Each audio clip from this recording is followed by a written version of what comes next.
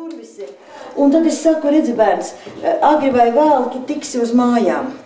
Vislabākais jau būtu, ka tu tiktu uz savām bioloģiskajām mājām, uz savu ģimeni, no kuras tu nāc. Bet jūs zināt, ka dzīvē ir tā, kā ir, un nevienmēr tā ir. Ēka, kurā jau 18 gadus atrodas bērnams Annele, celta kā bērndārs. 90. gadu sākumā pieprasījumi pēc pirmskolas izglītības iestādēm nebija, bet pēc aprūpes gan. Tagad viss ir otrādi, tāpēc Bauskas novada domes deputāti pieņēmuši vienbalsīgu lēmumu no 10. marta bērnnamu slēgt, bet 22 pašreiz namiņā mītošie bērni, kur Annele sauc par savām mājām, pārcelties uz citurienu nevēlas. Tā vispār vajag daudz laukos, un liekas, ka Jelgavā Elizabete vienīgā pat uz Elizabeti kaut kā, nē. Kāpēc ne? Tāpēc, ka tur ir, tie ir kristīgie, ticīgie.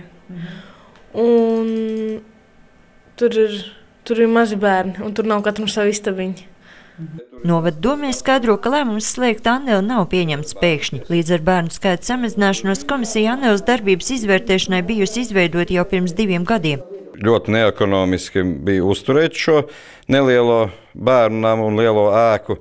Un arī mēs par to esam runājuši, sprieduši, jo pagājušajā gadā viņi izmaksāja 136 000 latu uzturēt šo bērnu namu.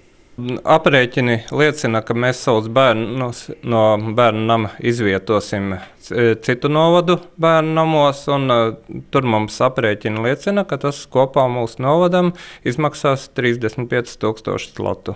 Arī bērnam direktori piekrīt, ka tik liels ēkas uzturēšana nav rentabla, tāpēc politiķiem piedāvājusi citus risinājumus. Bet vai nebūtu liederīgāk, teiksim, šos mūsu bērnus kopā ar mūsu darbinieku kolektīvu 10 cilvēkiem mums pārvietot uz kādu mazāku ēku, piemēram, Codas pašvaldībā ir ļoti jauka maza apiņu skoliņa. Deputātiem tika piedāvāti vairāki varianti, pat 4. No mūsu puses tie tika apspriesti, acīm redzot, deputāti pieņēma savu lēmumu. Godīgi sakot, es šādu priekšlikumu neesmu saņēmis un dzirdu pirmo reizi, ka ir izvietot kaut kur citā vietā vai konkrētā vietā. Bet kamēr pieaugšie nespēja viens otru saklausīt un strīdās par ekonomiju, daļa bērnu uzsākusi savdabīgu protestu. Vienkārši neapmeklē skolu. Tiesas stundu kavējumi šeit nav nekas neparasts.